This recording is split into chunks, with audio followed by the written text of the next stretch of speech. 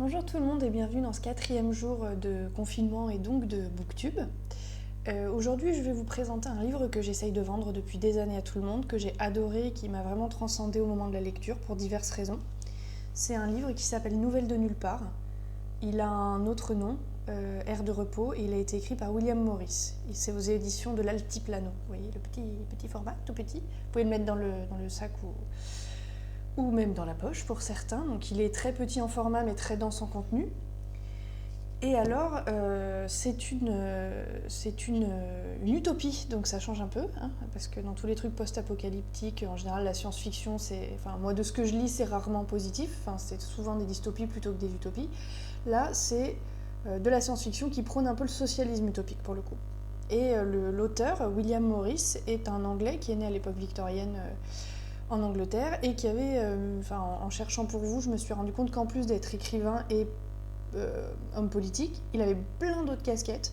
Donc je vous lis, il était fabricant, designer textile, imprimeur, écrivain, poète, conférencier, peintre, dessinateur et architecte.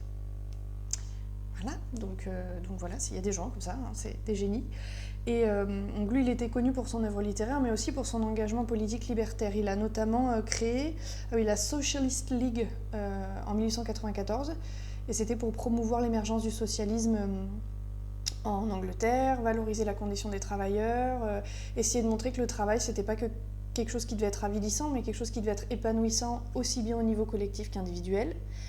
Et c'était aussi, ça se sent bien dans le livre, mais c'était aussi un écolo, ce qu'on pourrait considérer comme un écolo radical à l'époque. Il avait des idées de défense pour l'environnement et il s'insurgeait un petit peu contre les machines qui étaient en train d'être faites, les progrès qui étaient en train d'être faits, parce que du coup, époque victorienne, qui dit époque victorienne dit apogée de la révolution industrielle britannique et de l'Empire britannique et de l'hégémonie de l'Empire britannique en général. Et ce monsieur été un visionnaire. Et en lisant ce livre, moi je me suis j'ai un peu halluciné de tout ce qu'il avait anticipé, que ce soit au niveau gouvernemental, que ce soit au niveau législation, au niveau écologie. Voilà, donc en fait l'histoire, c'est le narrateur William Guest rentre donc à la même époque, le livre est sorti en 1890, en réponse à un autre livre du même genre, une dystopie pour le coup, qui s'appelait 100 ans après ou l'an 2000 par Edouard Bellamy.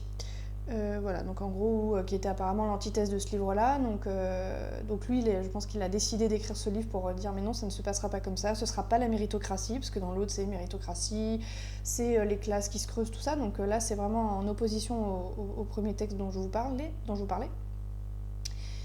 Et donc l'histoire, c'est William Guest, le narrateur, pleine époque victorienne, classe moyenne plus, classe aisée, qui rentre d'un meeting socialiste qui s'est pas hyper bien passé, il se pose plein de questions, il se dit bon, politiquement c'est un peu compliqué, tout ça. Donc il va se coucher, il se réveille le matin, il sort de chez lui, et puis il trouve que c'est bizarre, quoi. Il dit non, mais cet arbre-là, il était pas là hier, il y a personne, il y a juste un pauvre Péqueno avec sa barque, c'est bizarre. Enfin, il trouve qu'il y a un drôle d'ambiance, quoi. Et en fait, en allant parler au monsieur avec la barque, justement, qui va l'emmener vers un village avoisinant, il va se rendre compte qu'il a été projeté en l'an 2102. Alors il va complètement... les gens vont lui dire qu'il a 80 ans, ils vont le traiter comme un vieillard parce qu'il a l'air triste, alors que tous les gens qui sont dans cette société-là, ils voient très vite qu'ils ont tous 60 ans mais qu'ils en paraissent 30 tellement ils sont heureux. Ils vivent en harmonie totale avec la nature, le travail n'est plus avilissant. Lui il débarque dans un truc, il n'y a plus de législation civile, plus de gouvernement, plus de classe, plus de mariage. Tout est complètement revu, donc pour un Anglais de l'époque victorienne, lui il se prend une veste parce qu'il dit mais qu'est-ce que c'est pas possible. Et il va rencontrer plein de personnages très sympathiques, dont un vieux monsieur, un des vieux qui reste encore de l'époque de laquelle il vient lui, et qui va lui expliquer la transition entre les deux, qui va lui dire voilà ce qui s'est passé, voilà pourquoi on en est là. Et oui, ça s'est pas fait sans mort, ça s'est pas fait sans guerre, ça s'est pas fait sans douleur, mais ça s'est fait. Et du coup, il remet en question plein de choses, quoi. Donc l'autre est complètement halluciné, il lui dit comment ça, il n'y a plus de mariage, mais les femmes se marient plus. Ben non, les femmes se marient plus parce qu'elles font ce qu'elles veulent, parce que c'est les passions qui détruisent les hommes, donc on revient à quelque chose de plus sain. Il y a vraiment des choses extrêmement parlante. Enfin, moi, je vais vous en lire un petit extrait là tout à l'heure, et vraiment, je scrutais dans ce livre. J'avais envie de vous citer toutes les pages, quoi. Il y a des trucs, on hallucine. Et même, il prévoit même, avant Internet, du coup, le 19e, mais il prévoit une technologie très très avancée qui va permettre énormément de choses, mais qui va aussi tous nous perdre, quoi. Qui va complètement être à la fois bien et pas bien. Et c'est pour ça qu'ils se sont éloignés du progrès, en fait, dans cette société, c'est ça. Ils s'éloignent du progrès. Ils s'éloignent même des arts, de la culture, qui n'est pas nécessaire dans leur société. Enfin, les gens qui ont envie de peindre ou d'écrire, ils le font, mais c'est pas du tout une obligation et pas du tout une preuve d'ouverture d'esprit. Ça remet en perspective plein de concepts de façon très très moderne, et c'est assez hallucinant de voir ça. Ça fait du bien aussi, parce que dans tout le cheminement de pensée, quand il lui explique ce qui s'est passé pour arriver à cette société en harmonie avec la nature et avec tous les concitoyens et concitoyennes, il prévoit des choses qui sont pas irréalisables, effectivement, avec les moyens qu'il y avait à l'époque et les moyens que nous, on a encore aujourd'hui. Et c'est assez incroyable, c'est un texte qui est politique, qui est humaniste pour le coup, qui est hyper égalitaire, qui est même féministe sur bien des aspects. Et je vous le conseille parce que ça va vraiment changer votre vision de la politique, de la société des interactions entre humains et environnement. Alors j'ai galéré pour vous trouver un extrait parce que c'est tellement génial, parce que du coup il va se poser en entretien avec ce monsieur et il dit vous allez me raconter qu'est-ce qui s'est passé, quoi. Donc là, dans l'extrait que je vais vous lire, il parle de la législation civile. Parce que du coup, dans cette nouvelle société, il n'y a plus de législation civile. Donc notre narrateur s'étonne, ouvre ses yeux de plus en plus grands au fil des pages et dit mais comment se fait-ce, comment vous vivez sans législation civile? Donc voilà, je vous lis l'explication du vieux monsieur. Alors là, c'est William Guest qui commence, donc le narrateur.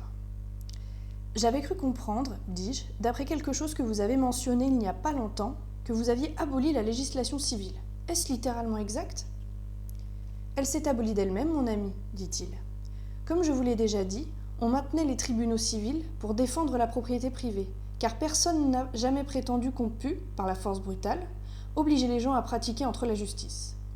Or donc, la propriété privée abolie, toutes les lois et tous les faits qualifiés de crimes et délits qu'elle avait inventés disparurent tout naturellement. Il fallut dès lors traduire le commandement « tu ne voleras point » par celui-ci « tu travailleras pour mener une vie heureuse ». Est-il besoin de la violence pour faire respecter ce commandement ?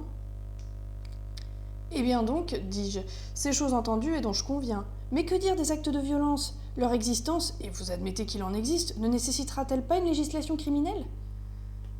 Au sens que vous donnez à ce terme, dit-il, nous n'avons pas non plus de législation criminelle.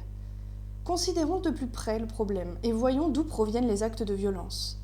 Parmi ceux-ci, les plus nombreux de beaucoup étaient jadis l'effet des lois sur la propriété privée qui ne permettaient qu'à quelques privilégiés la satisfaction de leurs désirs naturels et de la coercition évidente et généralisée qui résultait de ces lois. Toutes ces causes de violence-là ont disparu. Et de plus, un grand nombre d'actes de violence provenaient de la perversion artificielle des passions sexuelles, laquelle engendrait une jalousie dévorante et d'autres misères du même ordre.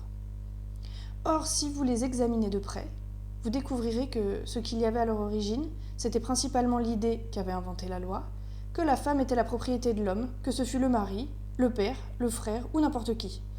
Cette idée-là a disparu naturellement, en même temps que la propriété individuelle, ainsi que certaines sottises touchant le déshonneur des femmes qui avaient obéi à leurs instincts naturels en dehors des voies légalement admises, lequel n'était bien entendu qu'une convention découlant des lois sur la propriété privée. Voilà, donc là vous avez un petit extrait pour vous donner une idée, et c'est vraiment intéressant, quoi, parce que ça montre qu'il y a des choses qui sont possibles et c'est positif, ça se raccroche à l'environnement, donc c'est plus que d'actualité. Et je vous conseille vraiment, donc William Morris, Nouvelles de nulle part, ça va vraiment changer la donne et ça va amener à beaucoup de débats et beaucoup de richesse. Voilà. Et je vous souhaite une bonne fin de journée, j'espère toujours que vous allez bien et que vous lisez et que vous faites des trucs qui vous plaisent. Et je vous dis à demain pour un nouveau BookTube. Salut!